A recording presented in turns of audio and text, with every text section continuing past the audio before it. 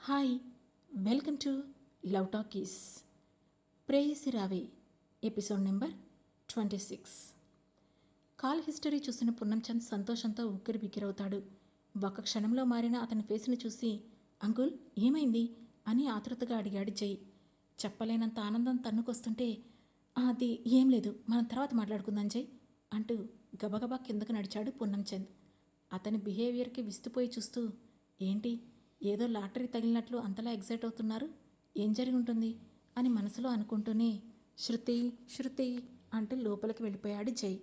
అతని పిలుపుతో కిటికీలో నుండి బయటకు చూస్తున్న శృతి, హా చెప్పండి అని వెనక్కి తిరిగింది. చెప్పండినా, ఏంటిది కొత్తగా అనుకుంటూనే ఆమె వైపు నడిచాడు జై. అదే చెప్పు జై అని మాట మార్చేసింది శృతి. దాంతో చిన్నగా నవ్వుతూ, ఇది ఓకే, టిఫిన్ రెడీ చేశాను, తినేసే, నేను త్వరగానే వచ్చేస్తా అని చెబుతూనే తన రూమ్ వైపు నడిచాడు. ఆమె మనసులో పొంగుతున్న ప్రశ్నల ప్రవాహాన్ని కాపుకోలేకపోయిన శృతి వెంటనే జై అని పిలిచింది. ఆ పిలుపు కొంచెం వింతగా అనిపించడంతో ఆమె వైపు తిరిగాడు అక్కడే ఆగిన జై. ఎందుకంటే ఆమె మాటల్లో ఇన్ని రోజులు కనిపించిన ప్రేమ ఈరోజు కనిపించడం లేదు. దాంతో కొంచెం అనుమానంగా, శృతి అంతా ఓకే కదా అని అడిగాడు. వెంటనే తన ఫేస్ ఎక్స్ప్రెషన్స్ని మారుస్తూ, హా అంతా ఓకే అని ఆగిపోయింది ఎందుకో శృతి. తన పెదవుల్ని వెడల్పు చేస్తూ సరే అన్నట్లుగా తలాడించి గదిలోకి వెళ్ళి బయటికి వచ్చాడు జై. అప్పటికే శృతి కొంచెం మూడీగా కిటికీలో నుంచి బయటకు చూస్తూ కనిపించింది. దాంతో మెల్లగా ఆమె దగ్గరకు వెళ్ళి, ఓకే నేను త్వరగా వచ్చేస్తాను, వచ్చేసరికి రెడీ అయి ఉండు, సత్యగాడు ఎంగేజ్మెంట్కి వెళ్ళాలి మనం అని చెప్పి అక్కడే ఉన్న తన బ్యాగ్ పట్టుకొని బయటికి నడిచాడు జై. అతను తాను చెప్పిన మాటలు ఆమె విందని అనుకున్నాడు, కానీ ఆమె దృష్టి మాత్రం వేరే ఏదో లోకంలో ఉంది. మరోవైపు అదే ఇంట్లో కింద, అమ్మో అమ్మో ఎక్కడున్నావురా తల్లి, అమ్మో అని బిగ్గరగా అరుస్తూ ఆ ఇంట్లోకి వచ్చాడు పున్నంచంద్. నిజానికి అవి అరుపులు కావు, కేకలు కావు, ఆనందం తట్టుకోలేక మనసు పెడుతున్న కేరింతలు. హాల్ పక్కనే ఉన్న గదిలో బట్టలు సర్దుతున్న జయంతి ఆ అరుపులకు కోపంగా బయటకు వచ్చి, అబ్బా ఇన్ని రోజులు అదే అనుకున్నా, ఇప్పుడు మీరు కూడా తయారయ్యారా, అంతలా ఏం కొంపలు మునిగిపోయాయని ఇప్పుడు ఇలా అరుస్తున్నారు అని చిరాకుగా అడిగింది. ఆ సమయంలో ఆమె వైపు చూసిన పున్నంచంద్కి బాధ మరియు సంతోషం ఒకేసారి తన్నుకొచ్చాయి. దాంతో ఒక్కసారిగా తన భార్యను గట్టిగా కౌగిలించుకున్నాడు. అనుకోకుండా జరిగిన ఆ సంఘటనకు ఎలా రియాక్ట్ అవ్వాలో అర్థం కాక బిత్తరపోయి అటు ఇటు చూసింది జయంతి. కొన్ని క్షణాలకు తేరుకొని, బా ఏంటిది, వదలండి, ఇంట్లో కనీసం కూతురుందన్న భయం కూడా లేదు మీకు, వదలండి అంటూ అతని నుండి దూరం అయింది జయంతి. ఆమె అంతలా చిరాకు పడుతున్నా కానీ ఆమె మాటల్ని పట్టించుకోకుండా, ఇంతకు ఎక్కడుందమ్ము అని అడిగాడు పున్నంచంద్. ఇంకెక్కడుంటుంది, వాళ్ళ అన్నయ్య రూమ్లోనే ఉంటుంది. నిన్న రాత్రి పార్టీలో ఏమైందో ఏమో కానీ రాత్రి నుండి వాడి గది వదిలి బయటికి రావడమే లేదు, కాలేజీకి కూడా వెళ్ళదట అని చెప్పి సుమిత్ గదివైపు చూపిస్తూ, నా మాట ఎలాగూ వినదు, వెళ్ళండి, కనీసం మీరైనా చెప్పండి అని వ్యంగ్యంగా అంది జయంతి. ఇప్పుడు నేను చెప్పబోయే న్యూస్ వింటే అమ్మో మనసులో ఏ బాధ అయినా సరే భళ్ళున మాయమవుతుంది అని మనసులోనే అనుకొని, సరే సరే నేను చూసుకుంటానులే, నువ్వెళ్ళు అని జయంతిని లోపలికి వెళ్ళమని సైగ చేశాడు పున్నంచంద్. దాంతో మూతి తిప్పుకుంటూ అక్కడి నుంచి వెళ్ళిపోయింది జయంతి. గదిలోకి అడుగుపెట్టిన పున్నంచంద్కి కొంత దూరాన ఉన్న పియానో పైన తల పెట్టుకొని పడుకున్న అమూల్య కనిపించింది. దాంతో దగ్గరికి వెళుతూ, ఏమైందమ్మో, కాలేజీకి వెళ్ళనన్నావట అని అడిగాడు పున్నంచంద్. తల పైకి కూడా లేపకుండానే, నేను తన మాట వినలేదని నిన్ను పంపించిందా అమ్మ అని అడిగింది అమూల్య. అమ్మ పంపితే నేనెందుకు వస్తానురా, అయినా మీ అమ్మ సంగతి పక్కన పెట్టు, ఒక్కసారి లేచి నా వైపు చూడు అని ఆమె తల మీద చెయ్యి వేసి నిమిరాడు పున్నంచంద్. ఇంకా కొంచెంసేపు ఇలానే పడుకొని ఉన్నానా, వాడు ఎలాగూ లేడు, వాడి జ్ఞాపకాలతో అయినా అమ్మలా ఇలానే ఉండిపోతాను నేను అని అంది బాధగా అమూల్య.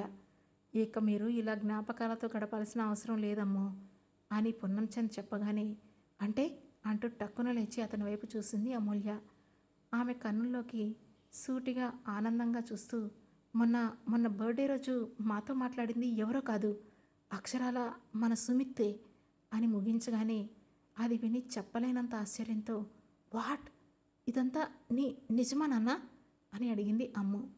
అవును అన్నట్లు తలాడిస్తూ, నిజం అని నమ్మకంగా అన్నాడు పున్నంచంద్.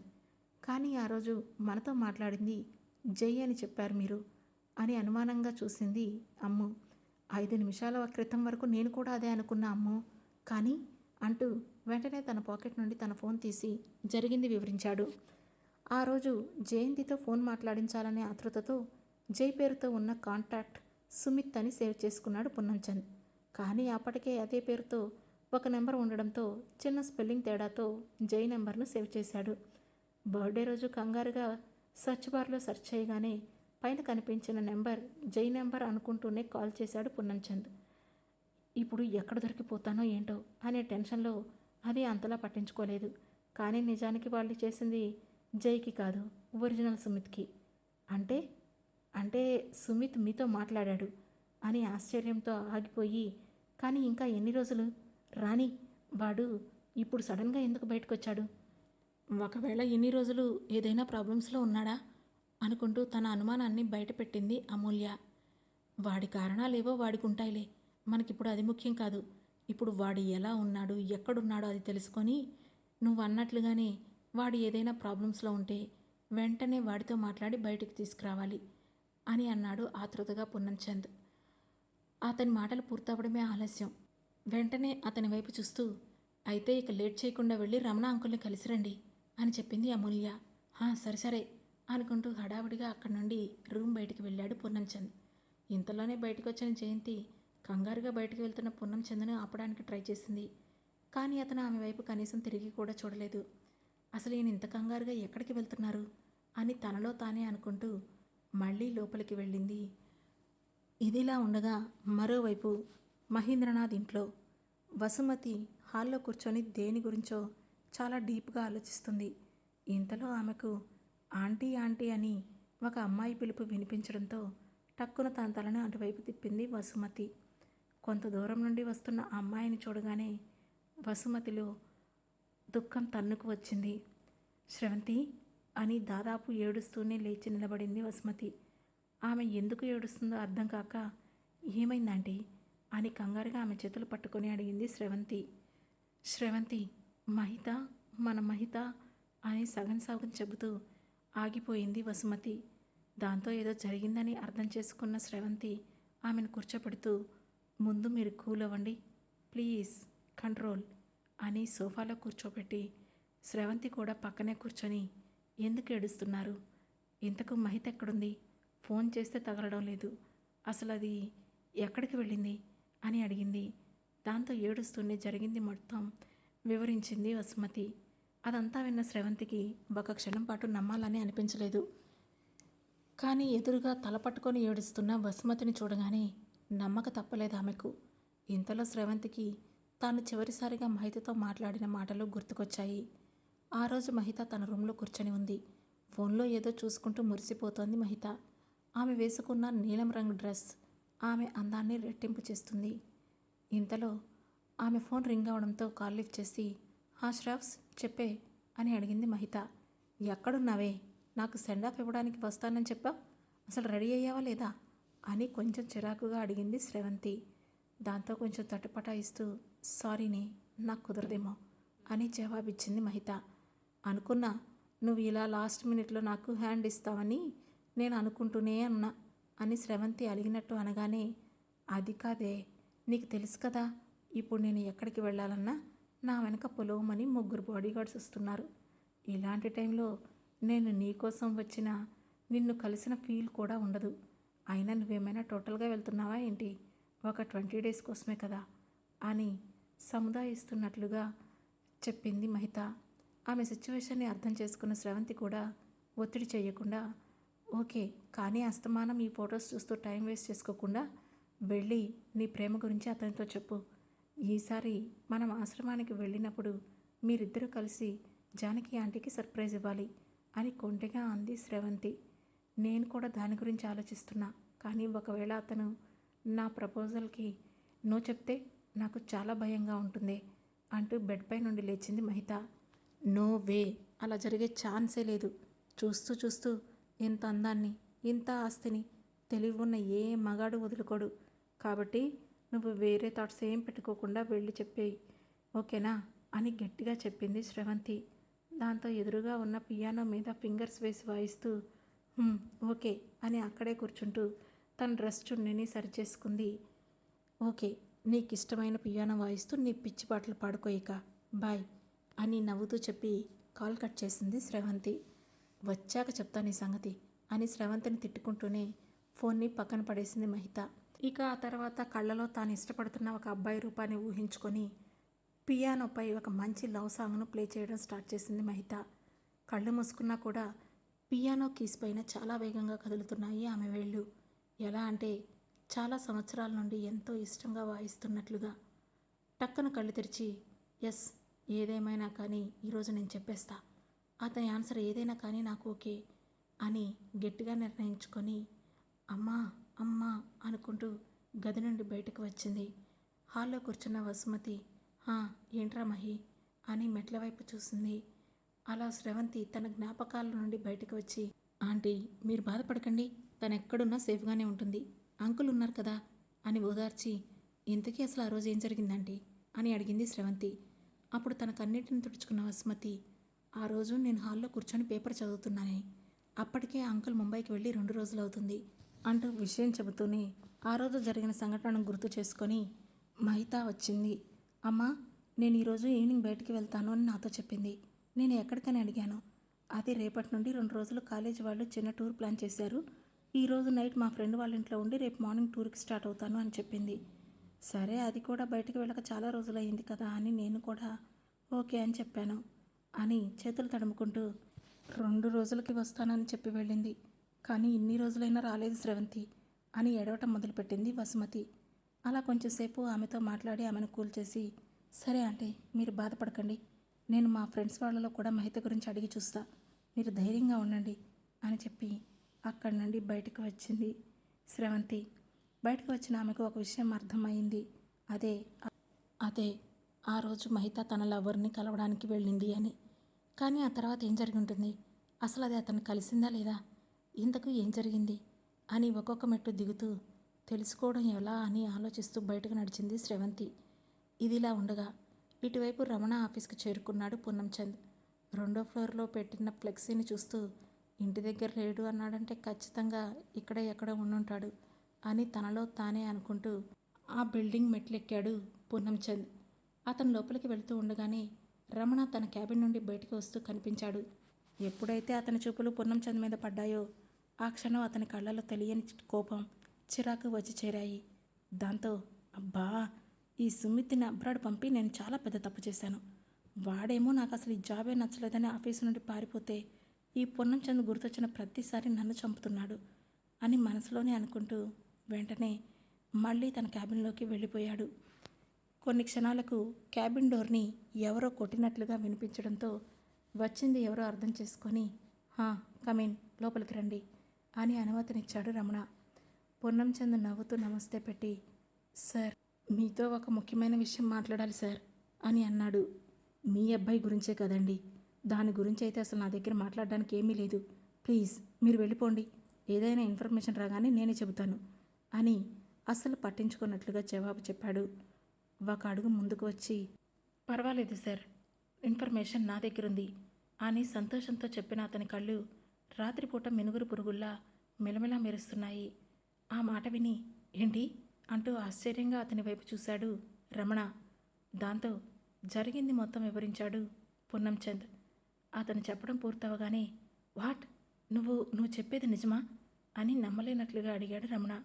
అవును అన్నట్లుగా తలని ఆడిస్తూ, హా సార్, నేను నా చెవులారా విన్నాను అని చాలా నమ్మకంతో చెప్పడంతో, చాలా మంచి విషయం చెప్పావు అని చెప్పి, ఇక నువ్వు టెన్షన్ పడకు, నీ కొడుకు ఎక్కడున్నా సరే నీ కళ్ళ ముందు నిలబెడతాను, నువ్వు నిశ్చింతగా వెళ్ళు అని రమణ చెప్పగానే, తొందరగా కనుక్కోండి సార్, మీకు పుణ్యం ఉంటుంది అని నమస్కారం పెట్టి అక్కడి నుండి వెనక్కి వచ్చేశాడు పూర్ణంచంద్.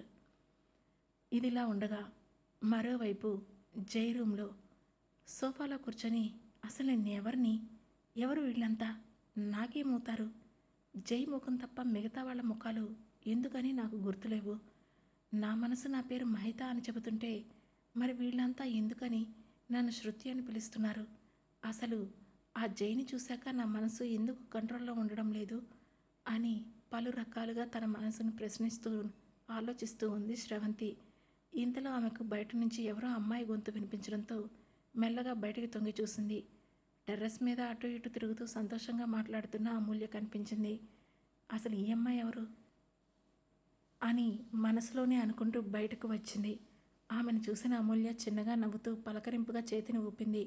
కొంచెం అయోమయంగానే తన చేతిని ఆడించిన శృతి, కరెక్ట్, ఈమెను అడిగితే మనం ఫుల్ డీటెయిల్స్ తెలుసుకోవచ్చు అని శృతి వైపు కూడా చిన్నగా నవ్వుతూ అమూల్య వైపు నడిచింది. తన వైపే వస్తున్న శృతిని చూసి, ఓకే శోభిత్, నేను తర్వాత కాల్ చేస్తాను అని కాల్ కట్ చేసి, శృతి అక్క ఎలా ఉన్నారు అని ఫోన్ని పాకెట్లో వేసుకుంది అమూల్య. ఫైన్, నువ్వెలా ఉన్నావు అని సమాధానంగా అడిగింది శృతి. సంతోషంగా మెరుస్తున్న కళ్ళతో, నేను చాలా బాగున్నా, అలాగే ఈరోజు చాలా అంటే చాలా హ్యాపీగా కూడా ఉన్నా అని చెప్పి, అవును, ఇవాళ సత్యబ్రో ఎంగేజ్మెంట్ అన్నారు, మీరు ఇంకా వెళ్ళలేదా అని అనుమానంగా అడిగింది అమూల్య.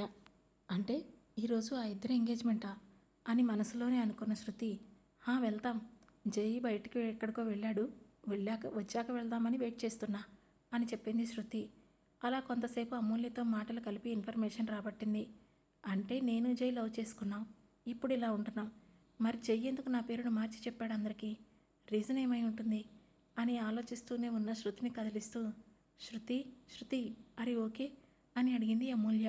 హా అని తన ఆలోచనల నుండి తేరుకొని, అవును జై అని శృతిని తిరిగి ఏదో ప్రశ్నించే లోపే, అమ్మో అమ్మో ఎక్కడున్నావు అని జయంతి మాటలు వినిపించడంతో, వస్తున్నా అమ్మా అని కేక వేసింది అమూల్య. ఓకే అక్క, ఇక నేను వెళ్తాను, ఈరోజు కాలేజీకి వెళ్ళలేదు, ఇప్పుడు కూడా వెళ్ళకపోతే ఇక నాకు ఎన్ని తిట్లు పడతాయో ఏంటో అని అమూల్య అక్కడి నుండి వెళ్ళిపోతూ ఉంటే, ఒక్క నిమిషం అంటూ అతన్ని ఆపింది శృతి. శృతి మనసు ఇప్పుడు తన ప్రశ్నలకు జవాబులు కోరుకుంటుంది. ఎందుకు ఆ ప్రశ్నలకు అమూల్య కరెక్ట్గా చెప్పగలదని అనిపించడంతో, నేను కూడా వస్తాను, రూమ్లో ఒక్కదానికి బోర్ కొట్టేస్తుంది అని చెప్పింది శృతి. లాస్ట్ టైం జరిగిన దాన్ని గుర్తు చేసుకొని కొంచెం తటపటాయిస్తూనే, ఓకే రండి రండి అని మెల్లగా ముందుకు నడిచింది. అమూల్యతో పాటు లోపలికి వచ్చిన శృతిని చూసి కారాలు మిరియాలు నూరడం మొదలుపెట్టింది జయంతి. వెంటనే అమూల్య చేయి పట్టుకొని పక్కకు లాక్కెళ్ళి, ఏంటి నీ తెలపగరు, అసలు నువ్వు నా గురించి ఏమనుకుంటున్నావు అని కోపంగా అడిగింది. కాదు కాదు అని అరిచింది జయంతి. ఏమైందమ్మా అని అమాయకంగా అంది అమూల్య. ఇంకా ఏం కావాలి, ఆ దొంగ ముఖం అంటే నాకు ఇష్టం లేదని తెలిసినా కూడా మళ్ళీ దాన్ని తీసుకొచ్చి నువ్వు ఇంట్లోకి ఎందుకు పెట్టావు అని జయంతి కోపంగా అంటూ ఉండగానే ఆమెను మధ్యలోనే ఆపుతూ, అమ్మా ఎందుకు నువ్వు ప్రతిసారి అలా అక్కను తక్కువ చేసి మాట్లాడతావు, ఆ అక్క చాలా మంచిది అని నచ్చ చెప్పడానికి ట్రై చేసింది అమూల్య. అయినా వినకుండా కొంచెం కోపంగా, వద్దు, ఇప్పుడు నీ ప్రవచనాలు వినే మూడ్లో నేను లేను, ఈరోజు అంటే మీ నాన్న ఉన్నారు కాబట్టి నేను ఊరుకున్నా, ఇంకో రోజు ఊరుకునే ప్రసక్తే లేదు, ముందు ఆ దరిద్రాన్ని నా కంటి నుంచి దూరంగా తీసుకుపో, బయటికి పొమ్మని చెప్పు అని చెప్పగానే అమూల్యకు ఏం చేయాలో అర్థం కాలేదు. ఆమెను ఇంకోసారి కూల్ చేయడానికి ట్రై చేసింది అమూల్య. అయినా కానీ జయంతి వినకుండా, అమూల్య నన్ను కన్విన్స్ చేయడానికి చూడకు, పక్కింటి ఆంటీ పని మీద వెళ్ళింది, 10 నిమిషాల్లో వెళ్ళొస్తానని నాకు చెప్పే వెళ్ళిపోయింది, ఆమె వచ్చేసరికి ఇది మాత్రం హాల్లో ఉండకూడదు, వెళ్ళి దాన్ని బయటికి వెళ్ళమని చెప్పి వచ్చి నేను చెప్పిన పని చేయి అని ఆర్డర్ వేసింది జయంతి. దాంతో ఇక చేసేదేమీ లేక ఒక చిన్న శ్వాసను బయటికి వదులుతూ, ఓకే అమ్మా అని చెప్పి అక్కడి నుండి హాల్లోకి వచ్చింది. సోఫాలో కూర్చొని చుట్టూ చూస్తున్న శృతిని చూడగానే ఏ రీజన్ చెప్పి శృతిని బయటికి పంపాలో బోధపడలేదు. ఇప్పుడేం చేయాలి అని సతమతం అవుతున్న అమూల్యకి ఒక మంచి ఆలోచన రాగానే, శృతి అక్క అని పిలుస్తూ ముందుకు వచ్చింది. అప్పుడే వాళ్ళని చూస్తూ అక్కడి నుండి బయటకు నడిచింది జయంతి. అప్పుడు శృతి అమూల్య వైపు తిరగగానే, నాకు కొంచెం పనుంది, అంతసేపు మీరు ఒక పని చేస్తారా అని క్యూట్గా అడిగింది అమూల్య. ఏంటది అని శృతి అడగగానే, ఆ గదిలో ఒక పియానో ఉంది, కొంచెంసేపు దాంతో టైంపాస్ చేయండి, నేను ఒక 10 నిమిషాల్లో వస్తాను అని సుమిత్ గది వైపు నడిచింది అమూల్య.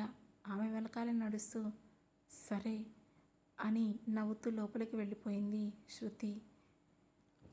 అమ్మ వచ్చేలోపు ఫాస్ట్గా నీ వర్క్ కంప్లీట్ చేసి అక్కను తీసుకొని మళ్ళీ వాళ్ళ రూమ్కి వెళ్ళిపోవాలి అని అమూల్య అక్కడి నుండి వంటగది వైపు పరుగు తీసింది.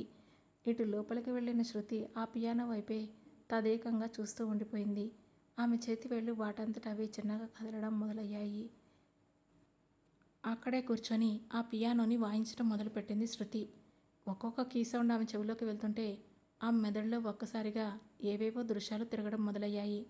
దాంతో టక్కును ప్లే చేయడం ఆపేసి వాట్, ఏంటిది అని తనలో తానే అనుకుంది శృతి. కానీ ఆమె మనసు దాన్ని ఇంకా ఇంకా వినాలని కోరుకుంటూ ఉంది. దాంతో టక్కున అక్కడ పియానో కీస్ శబ్దం మోగింది.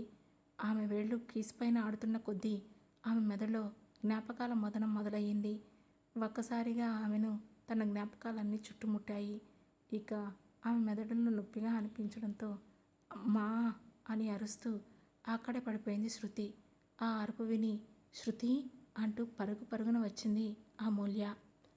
ఆ తర్వాత ఏం జరగబోతుంది తెలుసుకోవాలనుకుంటే వెంటనే మా లవ్ టాకీస్ ఛానల్ను సబ్స్క్రైబ్ చేసుకొని ప్రేయసి రావే సిరీస్లోని నెక్స్ట్ ఎపిసోడ్ను వినండి. మా ఈ కథలు మీకు నచ్చినట్లయితే లైక్ చేసి, షేర్ చేసి, కామెంట్ చేసి, హై పాయింట్స్ కూడా ఇచ్చి మమ్మల్ని సపోర్ట్ చేయండి.